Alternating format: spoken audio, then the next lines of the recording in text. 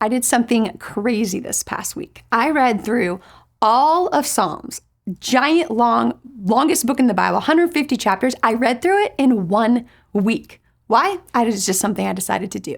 And here's the thing. When you read through giant swaths of scripture that quickly, you miss a lot. There's something to be said about meditating and soaking in scripture. That does one thing for your soul.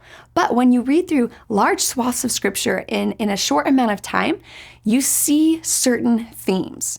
So as I read through Psalms, here is one of the largest themes that stood out to me. And it's this.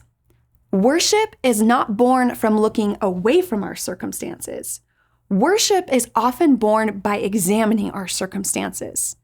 See, sometimes I hear this about worship. Like worship is when you get your eyes off of your circumstances onto God. But as I was reading through the Psalms, I'm kind of questioning that assumption. I think what I'm seeing over and over and over again in the Psalms is the psalmist crying out to God and saying, this is what is happening on earth. Let me read you one of those Psalms. Psalm 3, 1-3. O Lord, how many are my foes? Many are rising against me. Many are saying of my soul, there is no salvation for him in God, but you. And there's the difference maker. You see, if all we're doing is looking at our circumstances, then we will never have that turn to praise. But on the other hand, if we're not actually examining the reality of our circumstances, it could be that we're not living entirely truthful lives.